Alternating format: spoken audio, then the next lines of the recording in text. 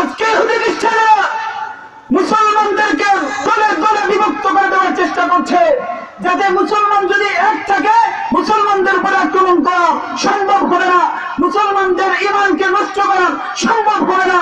এই জন্য আজকে মুসলমানদেরকে বিভিন্ন দলে বিভক্ত করে দেওয়ার চেষ্টা করছে, যাতে এই বিএনপির পরে যদি বিএনপির মুসলমানের উপরে যদি কেউ আঘাত করে আওয়ামী লীগের মুসলমানদেরকে সহজে এগিয়ে না আসে।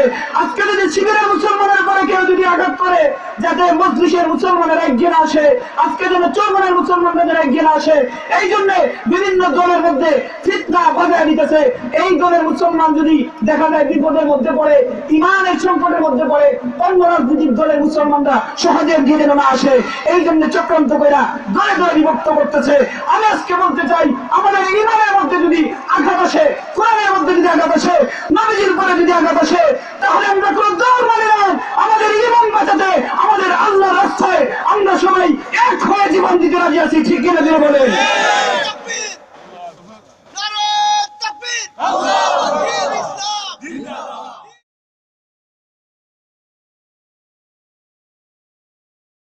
এখন বর্তমানে মুসলমানদেরকে বিভিন্ন দলে বিভক্ত করার চেষ্টা করছে ইহুদি খ্রিস্টানেরা।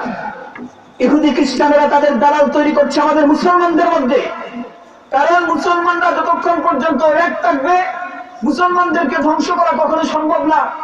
এখন এই মুসলমানদেরকে যদি ধ্বংস করতে হয়, মুসলমানদের উপর যদি আক্রমণ করতে হয়, তাহলে সর্বপ্রথম মুসলমানদের ঐক্য ভাঙতে হবে, মুসলমানদেরকে বিভক্ত করে দিতে হবে দলে দলে। এই জন্য দেখা যায় আজকে মুসলমানদের মধ্যে ইহুদিদের দালালেরা ডাক্তারের বেশে এসেছে, তাবলীগীর বেশে এসেছে, আমার ভাইয়েরা হাজির বেশে এসেছে, আমার ভাইয়েরা আহলে হাদিসের বেশে। মুসলমানদের মধ্যে ইহুদি খ্রিস্টানের দালালেরা তাবলীগীর বেশে এখন আসা শুরু করেছে। মুসলমানদের মধ্যে থাইকা মুসলমানদের মধ্যে ফিতনা তৈরি করে ভাগ করে দিতে চায়। আসলে তাবলীগের মধ্যে কোনো ফিতনা নাই, আসলে ভুল বোঝানো হয়েছে ইহুদি খ্রিস্টানদের পক্ষ থেকে, এবং তারা বুঝতেছে না বুঝা দুইটা দল হইয়া মুসলমানদের একটা পাক্কা শক্তিকে তারা দুর্বল করে দিতে চাইতেছে। এই যে দুর্বল হওয়ার কারণে কি রকম হয় আপনারা চিন্তা করেন। 5টা লাঠি যদি এক জায়গায় হয়, ভাঙা কি কষ্ট না? অনেক ভাঙতে কষ্ট হইব না? 5টা লাঠি এক জায়গায় হইলে ভাঙতে কষ্ট হইব। এখন যদি কেউ এই 5টা লাঠি দিয়ে ছুড়াইয়া আলাদা আলাদা করে একজন করে আতো দেয়, তাইলে খুব সহজে ভাঙতে দেয়। ইহুদি খ্রিস্টানরা চায় মুসলমানদেরকে আলোক করে দেওয়া, পৃথক করে দেওয়া। একটা ঘটনা মনে পড়ে গেছে। একটা লোকের একটা আমের বাগান ছিল, এই সাইডে আর কারো আমের বাগান নাই। আমের বাগানের জন্য একটা পাহারাদার আছে। এখন বেটা একদিন পারিস না, এখন আমের বাগানে দেখা যায় তার শালা আর গ্রামের আরেক হিন্দু বেটা, এরা দুইজন মিলিয়া বাগানে গেছে। গিয়ে দেখছে বাগানের পাহারাদারও আছে। কয় বেটা তুইও কইস না, 3জনে মিলে গেছে আম খাই বাড়ি চলে গেলেন। আমরা কেউ কাউরে কইতাম না। এখন 3জনে মিললে আম পারছে, বাইরে বস্তা বইরা লইয়া যাইতো। রাস্তার মধ্যে মালিকের সাথে দেখা। মালিকে কয় এই আম তো আমার এই ছেলের আম ছাড়া আর কোন আম না, আর তোমরা তো 3 মানুষই আমার পরিচিত। বেটা আবার মনে মনে চিন্তা করে, এই যে 3জন মানুষ আর আমি একলা, এখন যদি আমি সরাসরি যুদ্ধ করতে যাই, তারা 3জনে মিললে আমার এই না নিতে। এখন আমি তারা সাইজ করতে হইব, একটু বুঝে শুনে সাইজ করতে হইব। কিরকম সাইজ করবো এ বুঝতে পারবো। কয় এত আমার গ্রামের মানুষ, আমার বাতিজা মনে করো, আর তুই তো আমার পাহারাদার, তুই হিন্দু মানুষ, এরা 2জনে না খাইলো আমার আত্মীয়-স্বজন, তুই হিন্দু, তুই খাইলে কেন? তুই তো আমার ধর্মীয় পাই না। এখন এই 2জন সাথের 2জনকে লইয়া হিন্দুরে দেয়া মাই 3জনে মিললে মারছে, এর বেউসি গেছে। এখন কয়েছে ঠিক আছে, এ আমার পাহারাদার, তার এনে রাখছি, তার হক আছে, খাইলো কিবা।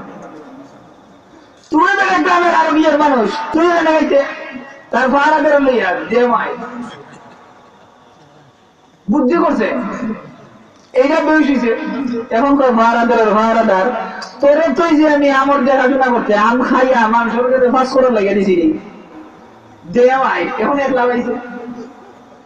আজকে ইহুদি খ্রিস্টানরা মুসলমানদেরকে দলে দলে বিভক্ত করে দেওয়ার চেষ্টা করছে, যাতে মুসলমান যদি এক থাকে মুসলমানদের উপরে আক্রমণ করা সম্ভব হবে না, মুসলমানদের ঈমানকে নষ্ট করা সম্ভব হবে না।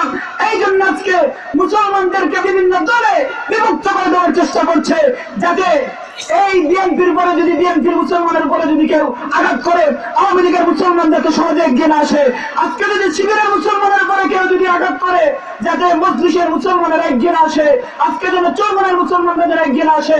এই জন্য বিভিন্ন দলের মধ্যে ফিতনা বাজায় দিতেছে। এই দলের মুসলমান যদি দেখা যায় বিপদের মধ্যে পড়ে, ইমানের সংকটের মধ্যে পড়ে, অন্য রাজনৈতিক দলের মুসলমানরা সহজে এগিয়ে যেন না আসে, এই জন্য চক্রান্ত করে দলে দলে বিভক্ত করতেছে।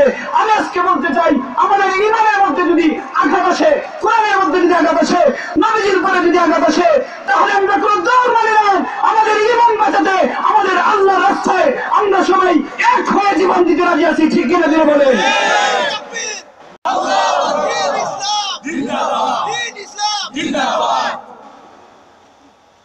আল্লাহ পাক রব্বুল আলামিন যেন আমাদের সবাইকে সহিহ বুঝ দান করেন।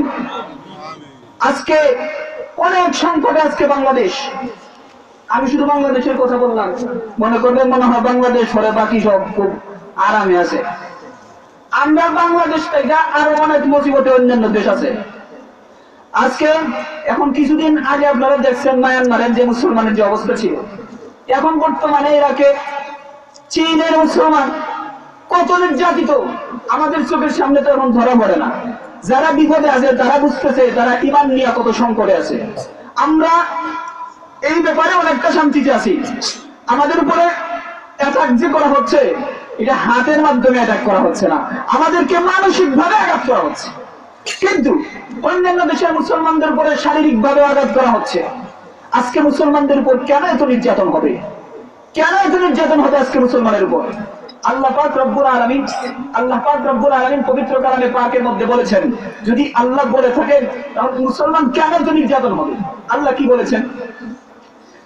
ইয়া আইয়ুহাল্লাযীনা আমানু, কাদেরকে ডাক দিয়েছেন আল্লাহ? ঈমানদারদেরকে। এখন যারা নির্যাতিত হইতেছে তারা ঈমানদার কিনা?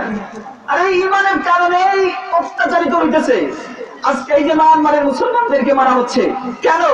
মুসলমান হওয়ার কারণে। এই যে চীনে কাদেরকে মারছে? মুসলমানদেরকে মারছে। মুসলমানদেরকে মারছে কেন? তাদের ভিতরে ঈমান, তারা বলে আল্লাহ ছাড়া কোনো মাবুদ নাই, এই জন্যই তাদেরকে মারে।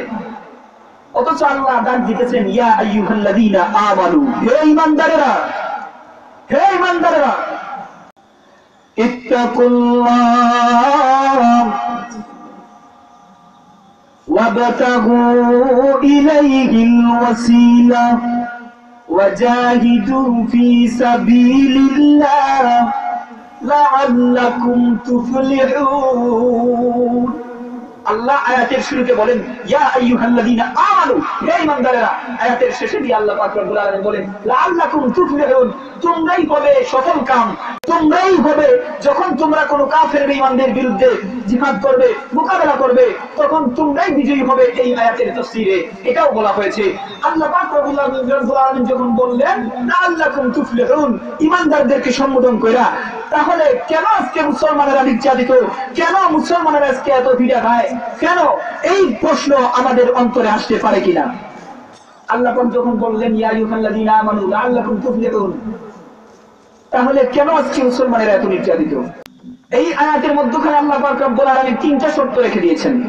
সংক্ষেপে আপনাদেরকে বলে দিয়ে যাই। ইত্তাকুল্লাহ, আল্লাহকে ভয় করতে হবে। আজকে আল্লাহর ভয় আমাদের মধ্যে নাই, পরিপূর্ণভাবে আছে। ভয় আছে? আল্লাহর ভয় যদি আমাদের মধ্যে আজকে থাকতো, আপনাদেরকে বুঝাইতে হলে এই বিষয়টাই বিস্তারিত আলোচনা করতে হবে। ভয় আল্লাহকে কেন পাবো? আমরা তো অনেককে ভয় করি। যেমন আমেরিকাকে বাংলাদেশ ভয় করে, পারমাণবিক অস্ত্র আছে, বড় বড় ক্ষেপণাস্ত্র আছে, তাদের কাছে যুদ্ধের বড় বড় বিমান আছে, এই জন্য দেখতে ভয় পায়। আমরা আল্লাহ বললেন ইত্তাকুল্লাহ, আল্লাহকে ভয় করব। আল্লাহর কাছে কি কোনো পারমাণবিক অস্ত্র আছে? আল্লাহর কাছে কি কোনো বড় বড় সেনাদল আছে? এইসব প্রশ্ন আমাদের অন্তরে আসতে পারে কিনা? এইসব প্রশ্নেরও বিস্তারিত উত্তর দেওয়ার প্রয়োজন ছিল, সময় সংক্ষিপ্ত, এখনই শেষ করতে হবে। আমি আপনাদেরকে বলতে চাই ইত্তাকুল্লাহ ওয়াবতাগু ইলাইহিল ওয়াসিলা ওয়াজাহিদু ফি সাবিলিল্লাহ। এই তিনটা শর্ত আল্লাহ আয়াতের মাঝখানে রেখে দিয়েছেন। আল্লাহ বলেন এই তিনটা শর্ত যদি তোমরা পালন করো তাহলে আমি যেভাবে বলেছি আইয়ুহাল্লাযীনা আমানু, মহব্বত করে ঈমানদারদেরকে ডাক দিয়েছি, আয়াতের শেষে আমি আল্লাহ বলে দিয়েছি লাআল্লাকুম তুফলিহুন, তোমরাই হবে সফল কাম। যদি তোমরা আয়াতের মাঝখানের এই তিনটা শর্ত যদি তোমরা পালন করতে পারো, আমি আল্লাহ কাফের বেঈমানদের বিরুদ্ধে মোকাবেলায় আমি আল্লাহ তোমাদেরকে বিজয় দান করব। আমার ভাইয়েরা, আমি বলতে চাই আমাদের এই তিনটা শর্ত আমাদেরকে ভালোভাবে, এই তিনটা শর্ত আমাদেরকে মেনে চলতে হবে। কারণ শর্ত যদি না থাকে তাহলে মশরুব জানা হওয়া যাইব। আপনারা কি বলেন?